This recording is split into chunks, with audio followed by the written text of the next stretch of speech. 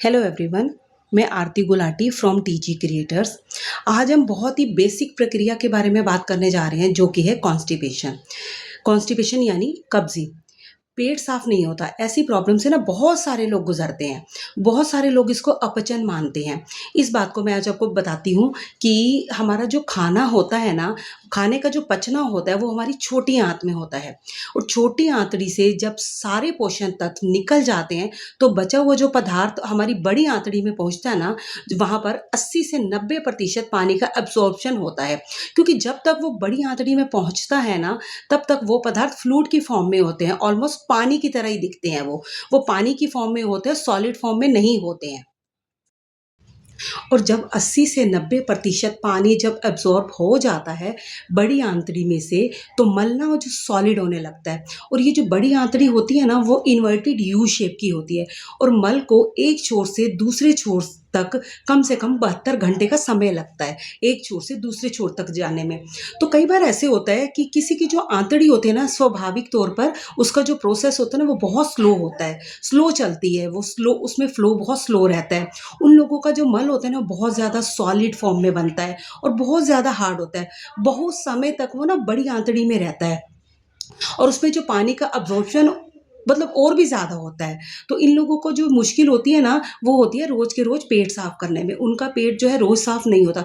लेकिन अगर देखा जाए इवन इफ कि अगर कोई 1 हफ़्ते में 3 दिन से भी ज़्यादा अपना पेट साफ़ करता है ना, तो ये कोई बड़ी बीमारी नहीं मानी जाती। मगर हिंदुस्तान में हमारा ये मानना है कि रोज़ की रोज़ पेट साफ़ होना चाहिए, अगर आपको बीमारियों से बचना है तो। अगर आपका पेट साफ़ होगा तो आपको मतलब बीमारियों से भी आप बचे रहेंगे। मतलब कॉन्स्टिपेशन की बात की जाए तो वो आंतड़ी के स्लो मूवमेंट की वजह से हो सकता है।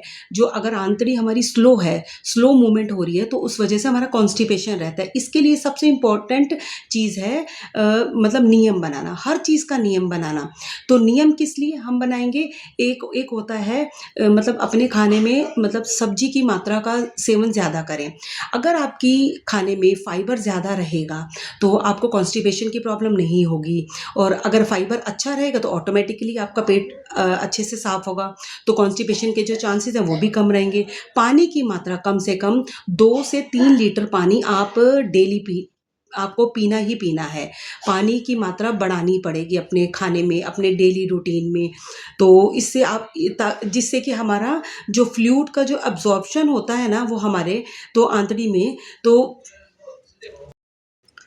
फ्लूइड का जो अब्जॉर्प्शन हो रहा है ना, तो जो हमारी आंतड़ी में जो टॉयलेट होगी ना, वो ज़्यादा हार्ड नहीं बनेगी, वो थोड़ी-सी सॉफ्ट फॉर्म में होगी, जिससे कि आपको कॉन्स्टिपेशन की दिक्कत नहीं आएगी। थर्डली, जैसे हमारी हैबिट होनी चाहिए रोज़ सुबह उठकर हमें शौचालय जाना है। उसके लिए ना हमें वेट नहीं करनी चाहिए कि ज़ोर से प्रेशर होगा, हम तभी शौचालय जाएँगे। अक्सर बचपन में ना ऐसे देखा जाता है कि स्कूल बस आने वाली है, स्कूल जाना है, जल्दी उठना है, तो हम अभी नहीं जाते।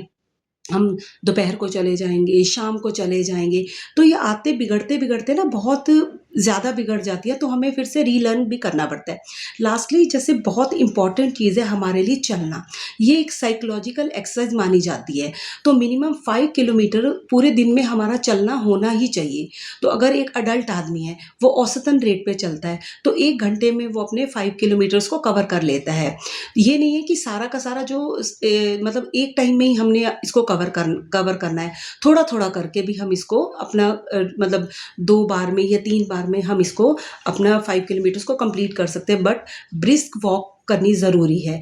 ऐसा नहीं करना कि घर के अंदर और बाहर हम इसको 5 किलोमीटर्स को पूरा कर रहे हैं, तो इस वॉक को हम ब्रिस्क वॉक नहीं मानते। ये वॉकिंग में काउंट नहीं होती। तो 2 या 3 बार में करें, बट इसको कंप्लीट ज़रूर करना चाहिए।